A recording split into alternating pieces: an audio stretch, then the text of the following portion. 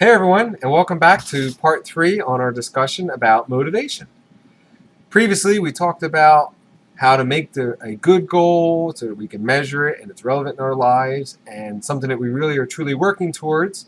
We talked about our why, our reason for how we're going to accomplish this goal or why we want to get it done, why we get up every morning and work so hard towards it, no matter how hard it gets, because sometimes it will get difficult. So today, we want to talk about how do we start building that momentum towards achieving that goal. Remember, we picked a big, scary goal. It might not be so easy to handle, and we're standing like standing at the base of a mountain wondering how are we going to get to the top. You can't just snap your fingers and appear there. You have to start taking it one step at a time.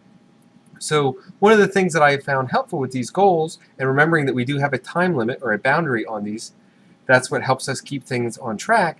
We need to kind of look at it and maybe work backwards and break it up into smaller chunks. So let's use an example. Say you wanted to graduate with a 4-year degree from college. So you might want to break that up. And maybe you'll talk about prior to getting to college and then maybe 1 year at a time. Now we've taken that one goal and moved it into 4 or 5 smaller milestones. But even looking at just 1 year at a time might be pretty intimidating. So maybe you start breaking that down into one class at a time. Just even within that class, you go, well, let's break it down into just taking one test. What do I need to do so that I do well on a test in, say, 2 weeks? This is where that strategy comes in.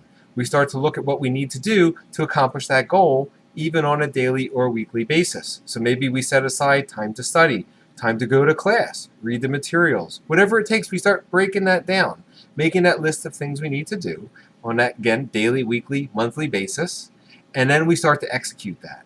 So essentially, we break things down until they become more manageable, something that we feel that we can handle. Because remember, climbing that mountain in one step was too big. But if we just look at saying, oh, I just need to take that first step, we can go. Maybe another example. Maybe you want to lose, say, 20 pounds for whatever reason. You're trying to fit into a dress or you want to do an event. Whatever it takes, you feel that 20 pounds is going to help you get to that goal.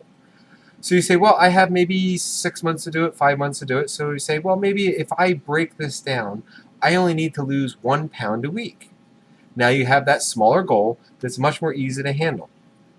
And then you start looking at that strategy. Well, maybe I need to exercise. I need to look at what I'm eating. I need to make sure I'm getting enough sleep. I need a support group of friends and family to help push me on those days when I'm not doing so well.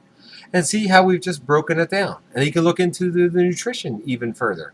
What do I need to eat? Maybe I need to talk to a nutritionist or someone else who can help me figure out what types of foods I should be eating. Do a little research. Figure that out. So we're just trying to get it to those parts where we can manage it. And the next thing to take note of is that though we need a plan and a strategy, you don't need the entire plan start to finish.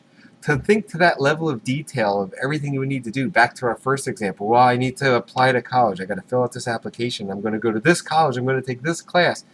And next thing you know, your first year through college, you go, you know what? Maybe that's not what I want. I want to change course. I'm going to go for a different major. Don't think that that's a problem. That's okay. You can't come up with a plan from start to finish and expect every single detail to happen the way you expected it. What you need to be able to do is change. So when life throws something different or your environment changes, you need to be able to make those adjustments so that you can stay on course. I saw this one example in a book I read, and I forget the exact percentage, but they were talking about one of the satellites or space shuttles or rockets that we sent towards the moon or one of the planets. And that they said that during its course from launch to the moon, it was only on course something like 2% of the time. The rest of the time in flight, it was slowly correcting itself back and forth to make sure it stayed relatively on course to make sure it was going where it needed to be. So things are going to change. You're going to go back and forth. If you're trying to lose weight, it's going to go up and down. It's not a linear line. It's going to keep bouncing up and down until hopefully we get to where we're at. So don't let these changes or obstacles stop you. They might slow you down. You just need to learn to move around them and work from there. So finally, just a couple tips that I like to use to help keep me motivated and staying on track onto that strategy and plan. One of the things I love to do is make to-do lists. I make them almost every day, and they serve a couple purposes. They help me make sure I have all the things I need to written down, and then I don't have to worry about forgetting them. Once I got them written down, I have my list. I can just go from there, step by step, until I finish my day or week and so forth. Another thing to do is be proud of yourself. Celebrate those small wins. You don't have to achieve this giant goal just to say, yay, I finally did it. Maybe you cleaned the house or you passed the test. Whatever it is, be proud of yourself. Take that short moment and take it in. Then move on. And again, with taking credit, it's okay to reward yourself. Maybe after a long weeks of progress towards your goal, maybe you just take a night out to go with your friends. Or maybe you go watch a movie or read a book or play a game. Do whatever it is that you enjoy. Something to help reward you as that small motivational step to get you towards that little milestone that's working towards that bigger goal. And then finally, don't be overcritical of yourself. We all make mistakes. Things happen in the past that maybe weren't according to our plan. What you want to do is take a look at those briefly, efficiently, look through what happened in the past, learn from it where you can, and then apply it to what's happening now and your future plan. If you get stuck looking in the past the whole time and over thinking about what happened, you're just letting time go by that you're not getting any place forward. So learn from the mistakes or what you did, what went well. It doesn't always have to be bad. Hopefully a lot of things went well.